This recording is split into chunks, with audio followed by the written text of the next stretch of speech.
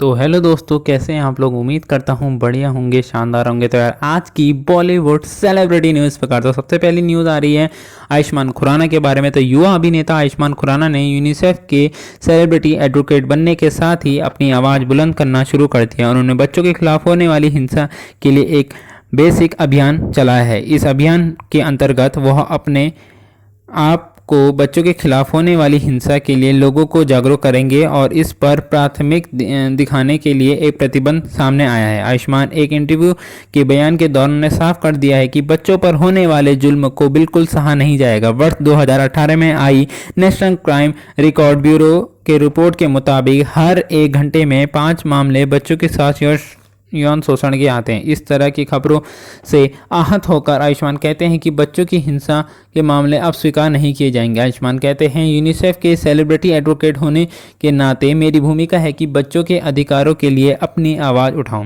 UNICEF ने मुझे इसीलिए ही चुना है ताकि मैं अपने काम में अपनी आवाज़ और अपनी लोकप्रियता का फ़ायदा उठाकर मामलों के प्रति जागरूक फैलाऊं। अपनी बात जारी रखने हुए आयुष्मान कहते हैं कि जिन मामलों पर मैं सबसे ज़्यादा ध्यान दे रहा हूं उनमें से एक है बच्चों के साथ होने वाली हिंसा भी। उनके साथ होने वाली किसी भी गलत काम को अब सहा नहीं जाएगा और मुझे इसे रोकने की पूरी कोशिश की जाएगी करूँगा। बच्चों के साथ हो रही हिंसा के लिए मैं लोगों का ध्यान अपनी ओर आकर्षित करूँगा। हम ज़्यादा से ज़्यादा लोगों को इन हिंसाओं के प्रति जागरूक करने की ज़रूरत है। हम लोगों को बताना होगा कि वह इन हिंसाओं के खिलाफ आगे आएं और इनको जागरूक करना होगा।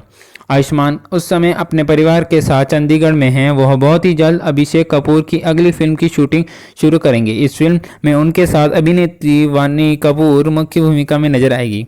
फिल्म में उनके किरदार का एक एथलीट का है जिसके लिए वो अपने शरीर पर काफ़ी लंबे समय से मेहनत कर रहे हैं और लगभग तैयार हो चुके हैं। इस फिल्म का शीर्ष इसकी रिलीज डेट अभी कंफर्म नहीं हुई है। आशा करते हैं यह फिल्म अगले साल रिलीज़ होगी और रिलीज़ होते ही सुपर डुपर हिट परफॉर्म करेगी सिनेमाघरों में। तो ये थी पहली खबर। तो बढ़ते हैं दूसरी खबर की तरफ। तो दोस्तों, दूसरी खबर आपको पता ही होगा कि यूपी में एक लड़की थी मनीषा, जिसका गैंगरेप हुआ था। कई लोगों को पता है, कई लोगों को नहीं पता। मैं उनको बता रहा हूँ। तो उससे रिलेटेड एक न्यूज़ आई है। तो न्यूज़ क्या है मैं आपको बताता हूँ। तो हाथरस में हुई गैंगरेप की घटना से पूरे देश को झंझोर कर रख दिया है। केस में शुरू से ही यूपी पुलिस और जिला प्रशासन की लापरवाही के कई सबूत मीडिया के सामने आए थे, जिसके बाद विपक्षी नेता समेत देश के कई हिस्सों में यूपी सरकार के खिलाफ पुतले फूके गए और प्रदर्शन करा।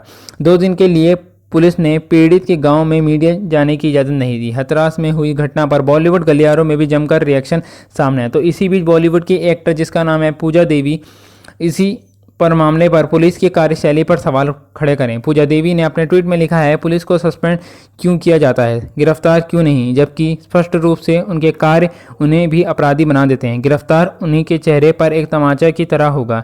ये ढीले कानून व्यवस्था के लिए झटका होगा। सस्पेंड से कुछ नहीं होगा। पूजा बेदी ने इस तरह हाथरस केस में एएसपी समेत 5 पुलिस कर्मियों को सस्पेंड होने पर प्रतिक्रिया दी है।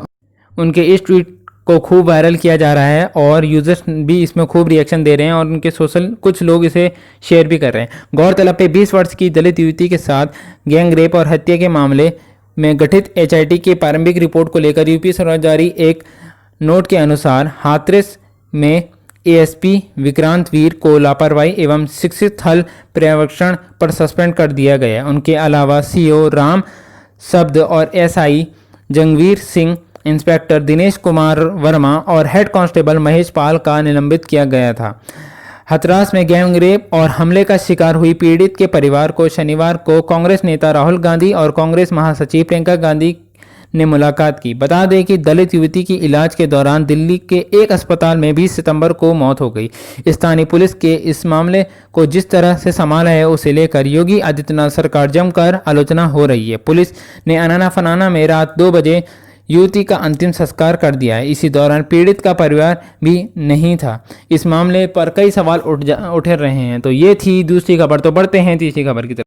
अगली खबर है सलमान खान के बारे में। कई लोग पूछते हैं कि सलमान भाई शादी कब हो रही है, कब होगी। तो उसी के बारे में एक न्यूज़ आई है। तो सलमान खान की शादी को अक्सर लोग सवाल पूछते रहते हैं। सलमान खान के फैंस जानना चाहते हैं कि आखिर उनके सुपरस्टार की शादी कब होगी। तो रियलिटी शो बिग बॉस 14 में इस सवाल सुनने को मिला है। जानकर हैरान होंगे कि ये शो में गेस्ट बनकर आए पंडित जी ने यह सवाल खुद सलमान खान से किया। उस पर पंडित जी ने उन्हें बताया कि आखिर क्यों उनकी शादी और कब तक नहीं हो पाई।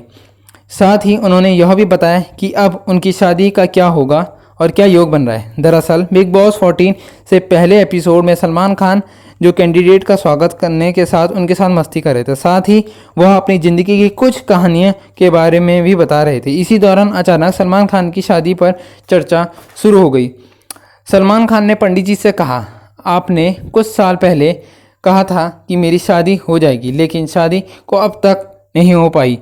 इस सवाल का पंडित जी ने तुरंत जवाब देते हुए कहा, आपके ग्रहों की दिशा अभी ठीक नहीं चल रही है। आपकी शादी का जो योग बन रहा था वो विभिन्न या फिर अभी डिस्टर्ब हो चुका है।